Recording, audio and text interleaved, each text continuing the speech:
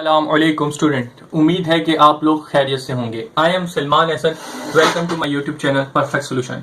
बेटा आप लोगों को इससे चैप्टर नंबर 9 स्टार्ट किया है वेक्टर। इसके पास पेपर एमसीक्यूज कराऊंगा इस पार्ट के अंदर। लिहाजा पार्ट नंबर 1 के अंदर जितने इंपॉर्टेंट फार्मूले थे वो मैंने बता दिए जो आपको याद होने चाहिए। ठीक है, अब उनकी एप्लीकेशन और इनके जो एमसीक्यूज हैं वो इंशाल्लाह समझाऊंगा आपको। इंशाल्लाह पार्ट नंबर 2 के अंदर समझ आ जाएंगे। ठीक है बेटा, चलें जी स्टार्ट करते हैं। तो आपको पता है कि मैं 2019 से लेके 2010 तक के एमसीक्यूज जो हैं वो करवा रहा हूँ इन पार्ट के अंदर। ठीक है जी, चलें जी आप देख लें। सबसे पहले 2010 है तो मैं 2010 की हेडिंग डाल देता हूँ। ठीक है जी, 2010 के अंदर अच्छा दूसरी बड़ी बात यह है कि जो मैंने ब्लैक मार्कर से सर्कल किए हैं वो चैप्टर नंबर 9 के अंदर आए हुए हैं। सबसे पहली बात जो है आपको ये पता होनी चाहिए। तो देखिएगा 2010 के अंदर जो सर्कल हुआ है सिर्फ ये 2 एमसीक्यूज सर्कल किए हुए हैं मैंने। तो इनको आपने क्या करना है, चैप्टर नंबर 9 के अंदर है। बस ये बात याद होनी, जो सर्कल हुए ब्लैक मार्कर से वो आपके चैप्टर नंबर 9 के आए हुए हैं। ठीक है, तो सबसे पहले जो पार्ट दिया है वो पार्ट नंबर 18 है। तो पार्ट नंबर 18 के अंदर मुझे क्या कह रहा है उसको हम देख लेते हैं। ठीक है बेटा, पार्ट नंबर 18 इसके अंदर मुझे कह रहा है, उसको देख लेते हैं, पढ़ते हैं। सबसे पहले पार्ट नंबर 18 में कह रहा है if A dot B is equal to 0, if A dot B is equal to 0 then the angle between the vector A and B is what. अच्छा जी बेटा, अब यहाँ पे आपको एंगल बताना है। सबसे पहले आपको ए डॉट बी की बात की है, तो ए डॉट बी किसके बराबर होता है, मैग्नीट्यूड ऑफ ए और magnitude of B multiply by cos theta, simple. ठीक है, अब आपको एक चीज जरा देखिएगा, यहाँ पे आपने क्या डालना है, एंगल 90 डालना है। ठीक है, तो कोस 90 निकालें जरा, आपको पता चल जाएगा क्या आएगा। ए डॉट बी ऐसी कैसी रहेगा, is equal to magnitude of A magnitude of B cos 90 निकालें जरा। तो कोस 90 में कैलकुलेटर यूज करता हूं, आपको दिखा देता हूं क्या आता है। कोस 90 मैंने निकाला, क्या आया, कोस 90 मेरे पास 0 आ गया। ठीक है बेटा, नजर आ रहा होगा आपको, कोस 90 मेरे पास आ गया 0। तो लिहाजा ये मैग्नीट्यूड ऑफ ए और मैग्नीट्यूड ऑफ बी ऐसी कैसी लिखा रहा है, ये जो 0 है इसको 0 को मैंने इसमें लिख दिया। अब जरा देखिएगा, अब आपको एक बात पता है कि 0 किसी से भी मल्टीप्लाई करो तो 0 ही आता है। तो लिहाजा इससे मैंने 0 को मल्टीप्लाई किया तो मेरे पास यहाँ पे आ गया 0। तो ए डॉट बी मैग्नीट्यूड यानी कि ए डॉट बी आ गया, सिंपल। तो ये मेरे पास कंडीशन बनी। ये कंडीशन कब बनी, जब मैंने एंगल कितना डाला था, 90 एंगल डाला था। ठीक है, ये तो बेटा डिग्री के अंदर हो गया, लेकिन इसके अलावा क्या है, आपको पता है डिग्री 90 का जो डिग्री है उसको हम पाई अपॉन 2 लिख सकते हैं। ये बेसिकली रेडियन के अंदर होता है। ठीक है, तो रेडियन के अंदर पाई अपॉन 2 कहते हैं 90 को एंगल को। तो जरा देखें आपका आंसर क्या लिखा है, पाई अपॉन 2 यानी कि 90 एंगल ही होना चाहिए, सिंपल। तो आपने पाई अपॉन 2 को टिक कर देना है। ठीक है बेटा, उम्मीद है ये चीज क्लियर होगी। अब हम क्या करेंगे, पार्ट नंबर 19 करेंगे। तो पार्ट नंबर 19 करना है 2010 का, उसको करते हैं एमसीक्यूज, मतलब एमसीक्यूज करते हैं। चलिए जी देखते हैं इसमें 19 में मुझे क्या कह रहा है। इसमें कह रहा है magnitude of A of vector. ठीक है, मैग्नीट्यूड ऑफ वेक्टर मुझे मालूम करके देना है ए का, कब कि जब ए बराबर हो P1 P2 के। ठीक है, तो सिंपल जरा देख लें, ए किसके बराबर है, P1 P2 के। ठीक है जी, ये मालूम करके देना। सबसे पहले ए बराबर P1 P2 के, और P1 क्या दिया हुआ है ये, और P2 आपको ये एक वेक्टर दिया हुआ है, सिंपल। तो बेटा यहाँ पे आपको एक बात ये याद होनी चाहिए, सबसे पहले आपको P1 P2 मालूम करना है, फिर उसका मैग्नीट्यूड मालूम करेंगे। ठीक है, तो सबसे पहले P1 P2 मालूम करने के लिए आपको पता है कॉम्बिनेशन का फार्मूला लगेगा, बाद वाले को पीछे वाले से माइनस कर देते हैं। तो P2 माइनस P1, सिंपल। ये जो फार्मूला बाद वाले को यानी कि बाद में P2 लिखा है, पीछे P1 लिखा है, उससे माइनस कर दिया, सिंपल। अब P2 वेक्टर आपको क्या दिया हुआ है जरा देख लें। P2 लिखा हुआ है -3,1,2 और माइनस कर दिया P1 से। P1 क्या दिया हुआ है, 0,0,1, तो मैंने 0,0,1 लिख दिया। ठीक है बेटा, अब इसके बाद क्या, आपको पता है कि पहला पहले वाले से, दूसरा दूसरे वाले से, और तीसरे वाले से आप माइनस कर दें, आपका आंसर आ जाएगा। आंसर नहीं आएगा, वेक्टर आ जाएगा। फिर उसका मैग्नीट्यूड मालूम करना है, सिंपल। तो जरा देखें -3 में से मैंने इसको माइनस कर दिया तो क्या हो जाएगा, -3 में से -0 किया तो मेरे पास आ जाएगा -3, सिंपल। 1 में से मैंने 0 माइनस किया, मेरे पास 1। अब 2 में से -1 कर दिया तो मेरे पास आ जाएगा सिंपल 1। ठीक है बेटा, अब ये आपके पास क्या निकल गया, वेक्टर निकल गया जो P1 P2 के बराबर था। आपको क्या मालूम करना है, मैग्नीट्यूड। तो मैग्नीट्यूड मालूम करने के लिए आप सिंपल क्या करेंगे, इसको स्क्वायर रूट लेंगे आई के साथ, यानी कि जो पहला नंबर लिखेगा उसका स्क्वायर, प्लस दूसरा जो नंबर लिखा उसका स्क्वायर, और जो तीसरा नंबर लिखा इसका स्क्वायर कर दें, सिंपल। अब करें 3 का स्क्वायर करेंगे 9 आ जाएगा, और माइनस का साइन खत्म हो जाएगा, ऊपर पावर इवन है, प्लस 1 का स्क्वायर किया 1, और 1 का स्क्वायर किया 1, सिंपल। तो ये आपका जो ओवरऑल बनेगा 9 और 1 10, 10 और 1 11। तो आपने जो मैग्नीट्यूड मालूम किया वो आपका √11 आना चाहिए। अच्छा, किसी बच्चे को हो रही है यहाँ पे कंफ्यूजन, तो उसकी कंफ्यूजन में खत्म कर देता हूँ कि ये जो दिया हुआ कोऑर्डिनेट के फॉर्म में दिया हुआ है, अगर इसको मैं इसके फॉर्म में लिख दूं, यानी कि कार्टेशियन आई जे के की फॉर्म में लिख दूं तो आप जरा देखेंगे पहले वाले के साथ आई आ जाएगा, दूसरी वाले के साथ जे आ जाएगा और तीसरी वाले के साथ के। इस तरीके से आपने इसमें कर दिया तो आपको मैग्नीट्यूड लेने में भी आसानी होगी। मैग्नीट्यूड लेने में बेसिकली क्या करते हैं, आई के साथ, जे के साथ और के साथ जो लिखा होता है सिंपल उनका स्क्वायर लेके स्क्वायर रूट कर देते हैं। तो वही काम मैंने किया है। तो जरा देखिएगा आपका आंसर जो होना चाहिए √11। तो इस तरीके से देखिएगा √11 मैंने टिक किया हुआ है, यही आपका आंसर है। ठीक है बेटा, उम्मीद है ये चीज आपके क्लियर हो गई होगी। अब हमने क्या करना है 2011, तो 2011 के एमसीक्यूज देख लेते हैं। 2011 ये रहा, तो 2011 में क्या आया है मेरे पास, कितने एमसीक्यूज आए, पहले हेडिंग डाल लेते हैं 2011 की, ठीक है, ताकि आपके दिमाग में रहे कि हम 2011 कर रहे हैं। तो 2011 में जो ब्लैक कलर से सर्कल हुए हैं वो आपका एमसीक्यूज में आया हुआ है। चलें जी, 2011 में पार्ट नंबर 19 आया हुआ है आपका चैप्टर नंबर 11 से। ठीक है, तो इसको हम सोल्व करते हैं। चलिए, चैप्टर नंबर 19 में कह रहा है if A and B any two vector then A minus B cross and A plus B is equal to, ये किसके बराबर होंगे। चलें जी, इसको समझ लें।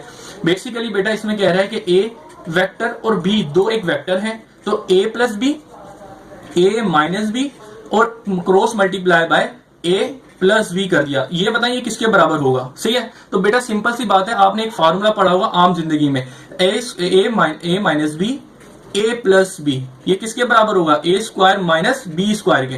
ये तो आपने बात पढ़ी है, लेकिन ये किसमें पढ़ी होगी, आम मैथमेटिक्स के अंदर। लेकिन यहाँ पे बेसिकली ए और बी जो है बेसिकली यहाँ पे वेक्टर है, तो वेक्टर के अंदर वो मैथमेटिकली नहीं चलती जो आपने अपनी जो आम मैथमेटिक्स होती है वो वेक्टर के ऊपर नहीं अप्लाई होती। ठीक है बेटा, तो लिहाजा ये चीज आप याद कर लें कि बेटा A minus B cross multiply by A plus B बराबर होता है 2 ए क्रॉस बी के। ठीक है, ये इस चीज को याद कर लें, 2 ए क्रॉस बी। तो simple this is your right answer. तो ये टिक कर दिया, इस आंसर को आपने टिक कर देना। ठीक है बेटा, चलें जी, अब हम क्या करेंगे, 2000 अब हमने करना है 2012 का। ठीक है जी, तो 2012 के अंदर कौन से एमसीक्यूज हैं उसको देख लें। तो ज्यादा 2012 की सबसे पहले हेडिंग डाल देते हैं हम लोग। ठीक है, तो 2012 में जो हमारे पास एमसीक्यूज आया है वो पार्ट नंबर 11 आया हुआ है। ठीक है जी, तो पार्ट नंबर 11 को करते हैं। अच्छा जी बेटा, ये जो एमसीक्यूज है बहुत बार बाद में भी आया है, बहुत ज्यादा आगे भी आया है, तो लिहाजा इसको यहीं पे समझ लें ताकि आपको आगे मुश्किल ना हो। यानी कि अभी भी हमने इसको सोल्व किया, ये वाला एमसीक्यूज बहुत बार आया है। इसमें हमें कह रहा है कि ए वेक्टर है वो किसके बराबर है, P1 P2 के। सही है, और फिर क्या कह रहा है, P1 ये है और P2 ये है, देन मैग्नीट्यूड ऑफ A मालूम करके दें। ठीक है, तो सिंपल आपने क्या करना है, सबसे पहले कॉम्बिनेशन फॉर्म लगा के P1 P2 से A वेक्टर मालूम कर लेंगे और उसके ऊपर मैग्नीट्यूड लगा देंगे। ठीक है, चलें जी आगे करते हैं। ये चीज हमने पहले भी की हुई है, तो एक इंपॉर्टेंट एमसीक्यूज है। तो P1 P2 किसके बराबर हो जाएगा, P2 माइनस P1 के। कॉम्बिनेशन फॉर्म का फार्मूला है, तो सबसे पहले P2 लिखना है। तो P2 वेक्टर आपको क्या दिया हुआ है, P2 वेक्टर आपको दिया हुआ है 0 0 4 4। ठीक है, ये लिखा हुआ P2 वेक्टर, P2 वेक्टर है 0 4 4। अब इसके बाद में क्या लिखा है, माइनस किससे करना है, P1 वेक्टर। तो P1 वेक्टर आपको दिया हुआ है 0 0 1, तो आपने सिंपल लिख दिया 0 0 1। ठीक है बेटा, अब हम क्या करेंगे, पहले को दूसरे से तीसरे को सब्ट्रैक्ट करेंगे। सिंपल, तो चलें जी करते हैं। 0 से 0 को सब्ट्रैक्ट किया, 0 आ गया। 4 में से 0 गया तो मेरे पास 4 आ गया, और 4 में से 1 माइनस कर दिया तो मेरे पास 3 आ जाएगा। सिंपल। ठीक है बेटा, आप इसको चाहे तो IJK की फॉर्म में भी लिखना चाहे तो लिख दें, तो आपके लिए आसानी हो जाएगी, वरना कोई मसला नहीं है। IJK, अब इसको आपको पता है क्या मालूम करना है, ये आपने एक वेक्टर मालूम कर लिया। ठीक है, जो बराबर है P1 P2 के। अब आपको मैग्नीट्यूड मालूम करना है। ठीक है, तो मैग्नीट्यूड मालूम करने का सबसे आसान तरीका क्या करना है, I के साथ जो लिखा है उसका स्क्वायर, I के साथ क्या लिखा है स्क्वायर, प्लस J के साथ जो क्या लिखा हुआ है 4 लिखा, तो 4 का स्क्वायर। सिंपल, और इसके साथ क्या लिखा है, K के साथ जो लिखा है वो क्या लिखा हुआ है 3, तो 3 का स्क्वायर कर दें। सिंपल, तो मैंने 0 का स्क्वायर किया, 0 आ गया, और ये जरा 4 का स्क्वायर किया तो मेरे पास क्या आ गया, 16 आ गया। 3 का स्क्वायर किया तो मेरे पास 9 आ गया। सिंपल, तो इसको जरा सम कर ले, क्या आ जाएगा, 0 प्लस 16 और 16 प्लस 9 25, और स्क्वायर रूट ऑफ 25 लेंगे तो आपके पास 5 आ जाएगा। तो लिहाजा मैग्नीट्यूड ऑफ ए जो निकाला आपने 5 निकाल लिया, this is your right answer. तो जरा देख लेंगे चैप्टर जो 5 है वो ये है। ठीक है बेटा, अब हमने कौन सा करना है, 2013 करेंगे, यानी कि 2013 के अंदर जो एमसीक्यूज आए वो करेंगे। तो 2013 ये रहा, तो हम 2013 के अंदर जो एमसीक्यूज आए उनको करते हैं यहाँ पे। ठीक है, तो ये अगला पेज ले लिया मैंने, अब यहाँ पे हेडिंग डाल देता हूँ 2013। ठीक है जी, 2013 के अंदर जो चैप्टर नंबर 9 के एमसीक्यूज आए उनको करते हैं। सबसे पहला पार्ट जो है वो पार्ट नंबर 8 है। पार्ट नंबर 8 में मुझे क्या कह रहा है, पार्ट नंबर ए में कह रहा है, ये 8 लिख लेता हूँ सही तरीके से।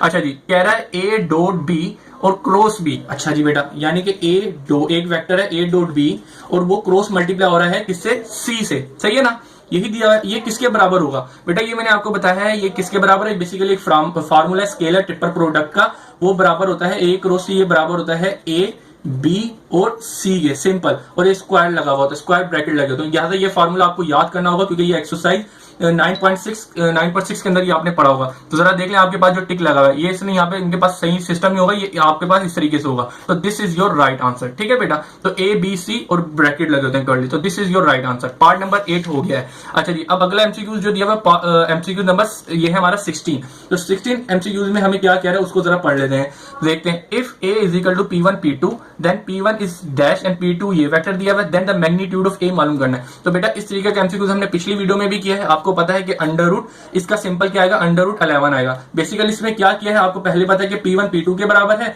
आपको कॉम्बिनेशन फॉर्म लगा के P2 माइनस P1 कर देंगे। तो वेक्टर आप निकालेंगे, यकीनन कोई वेक्टर की जो फॉर्म आ रही होगी वो लिख देना है और उसके ऊपर मैग्नीट्यूड लगा देना है। तो मैग्नीट्यूड जो यकीनन वेक्टर आएगा P2 माइनस, उसके ऊपर मैग्नीट्यूड करेंगे, जो मैंने आपको पीछे वीडियो में समझा दिया है, ठीक है जी। अब आजे अगला। अब इसमें कह रहा है if a vector A is equal to not equal to 0 and B is not equal to 0, ये एरो के ऊपर भी नोट इधर से गलती से लिखा हुआ है, और such that the A dot B is equal to 0। अच्छा बेटा इसने यहाँ पे जरा देखिएगा ये गलत किया हुआ है, यहाँ पे a is equal to not equal to 0 और a not is equal to 0 है, और इसके बाद a dot B is equal to 0 आएगा, ठीक है। इस बात को याद रखना है आपने, ठीक है।